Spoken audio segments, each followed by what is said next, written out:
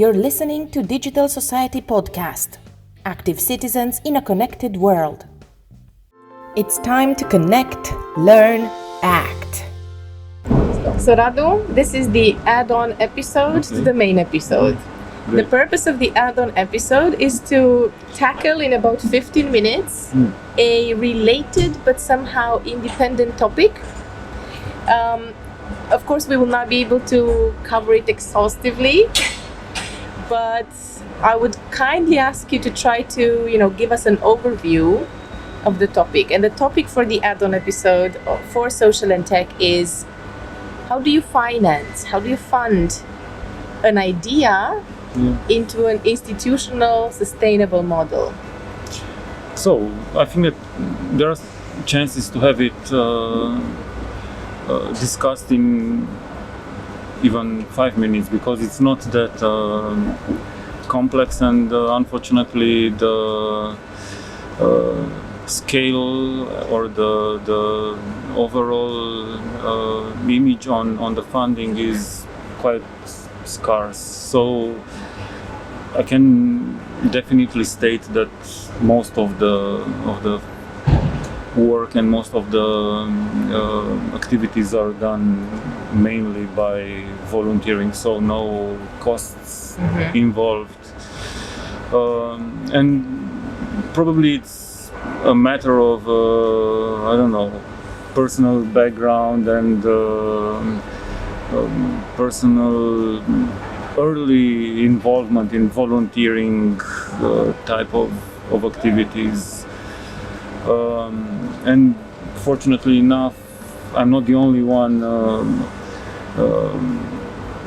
orienting in this direction. So most of the people I'm working with, most like anyone actually, are volunteers.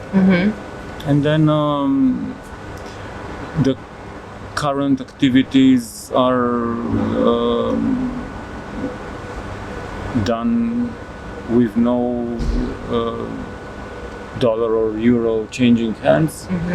And maybe this is the influence of the Coder Dojo philosophy that implies that kids are participating to all these activities with no costs incurred.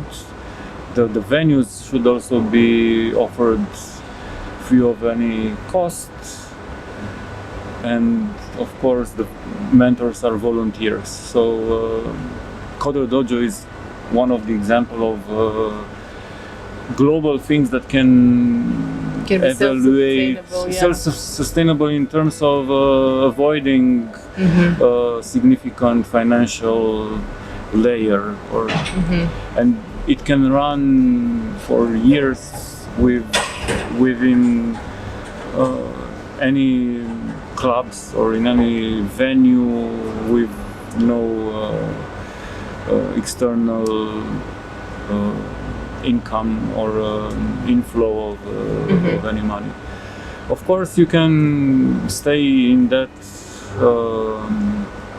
way of functioning, but also you will need extra events, and then you are coming to the moment of effort towards attracting some funding. And when we are talking about tech events, of course, the funding is sought for and obtained from tech companies. And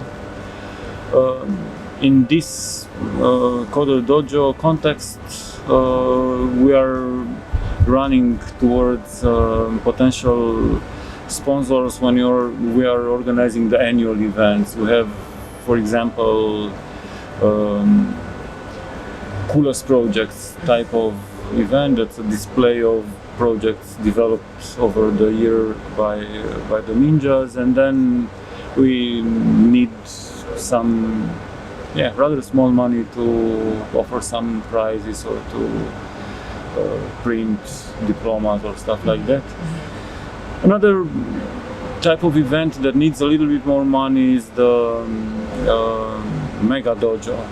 that's a 1 day long event, and then additionally to these prizes and I don't know, printed stuff, you need some money to feed the kids, and then we're getting probably for 700-800 total number of participants to a total need of, let's say, 6,000-7,000 euros to have all this functioning. Then the more major events like HackTM, maybe, that I was involved in. Actually, I invented it with my team and organized it for 2 or 3 editions. That's again another layer of complexity added to this, and such an event can be organized with 15,000-20,000 euros. And again, this money are usually coming from lots of sponsors. You cannot rely on a single one. So to get to these sponsors, how much in advance do you actually have to go, and how much the personal relationship that you've developed over the years helps or matters in this case? Yeah, as we are talking about community funding of community events, this component of personal relationship and also component of long-term developed relations is pretty important. So you're working together with companies, you're building trust, and then everyone is happy to jump and is in there and contribute. Like a particular timing? Yeah, it should be. Unfortunately, in my case, I'm not a friend of very well in advance planning, so it happens quite often that I'm knocking on my friends' doors with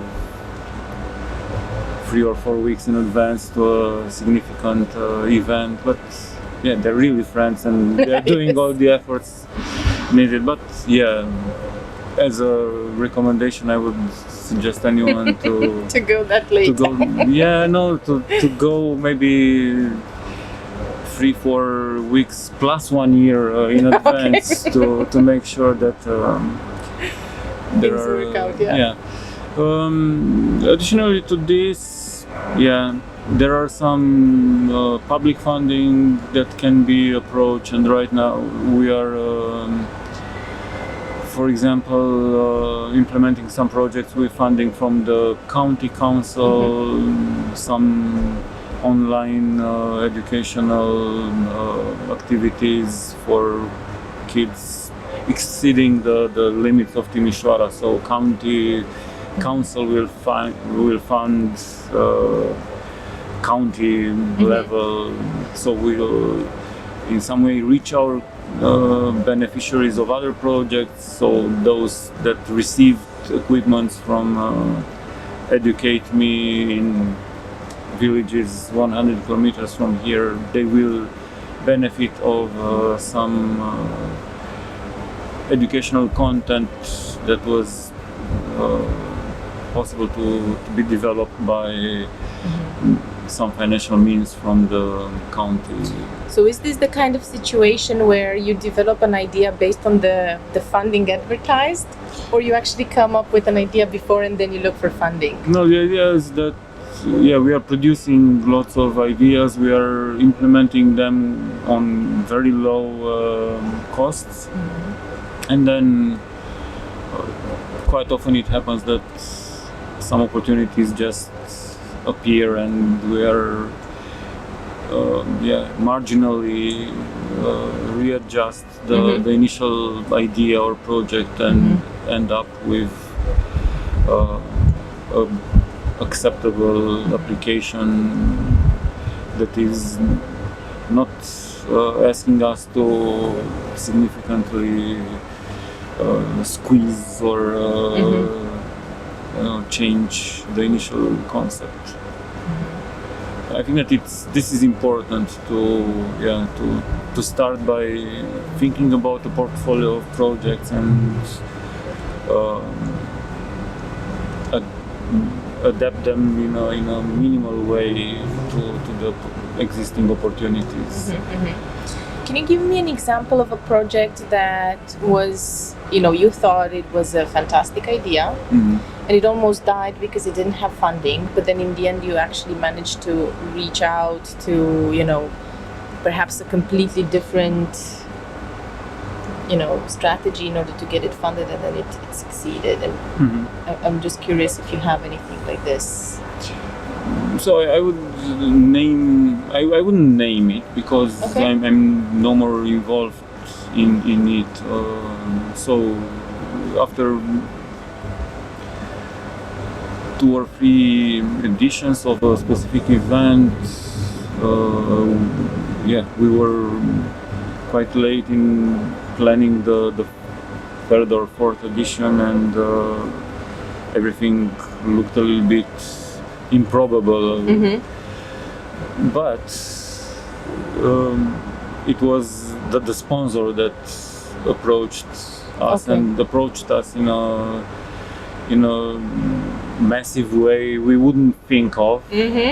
And the event ended up being, funded for the next few editions in advance. Wow. So is it because the event provided so much added value for the sponsor in the first place? Yes. On the other hand, we understood that we are usually underestimating our offer. And we understood after this situation that we should be a little bit more bold and dare to ask for support. Okay. And one last question. Tell me about, you're talking a lot about community events and things like that, but tell me about a sustainable, let's say, social entrepreneurship model.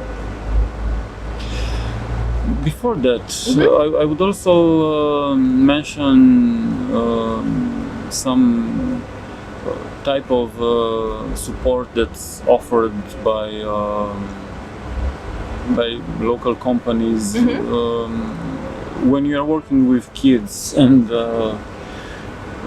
you are getting to close to an international participation, to a reputed competition or something like that. People are quite open and ready to help, and usually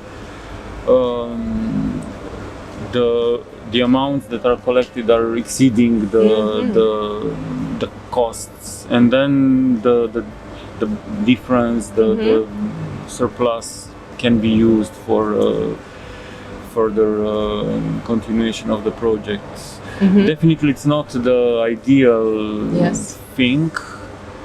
Usually someone will ask also for money to prepare the qualification to that fantastic international event, but in the end, so you're securing the participation to this year's edition and then the continuation for the next year with this. Another way of securing, smaller amounts that really works in our case is by crowdfunding. It's really easy to shout around that you need some money to help some kids to travel to Dublin or to Boston or to Moscow, and additionally to these major sponsors you can secure 10% of the total cost by small contribution from friends or from unknown people that are impressed by the success or by the potential success of these kids, or by the work they produced in order to qualify. So this should also be considered when other sources are apparently hard to reach. Coming to your question, the best thing would be to repeat it if possible. Yes. So I was wondering, what would be a sustainable funding model for a social entrepreneurship, right? So more than just events that bring communities together, but having something like a business model to have continuity with a particular team over a long period of time and be able to produce, impact of different, of some kind. So that's definitely a very difficult situation, and I think that a combination of all these approaches should be tried at least. Additionally, I think that at some point a solid team can also be able to deliver specialized services to interested clients, and even this can be kept as a way of funding. I don't know. I'm pretty sure that there are organizations that can use insights that we can provide, for example, on this non-formal educational system around, or even, I don't know, an idea that I tried to develop at some point was to build up kind of an non-formal educational service, a little bit similar to a co-working space, but dedicated to kids that are interested in I don't know, programming or in I don't know, space technology or whatever, where you can offer them a 360 environment where to develop, and where they can meet specialists, invited guys who are passing through Timișoara and could bring, I don't know, inspiration and motivation, and this is still a project that I'm optimistic that we'll be able to develop. So in the end, my recommendation is to build a concept that will be multifaceted and start over, even if you are not sure that you will have the full funding. The universe will work towards securing the resources and the context for your success. Okay, thank you very much. This was very inspiring, and you ended on a very hopeful note. I'm always.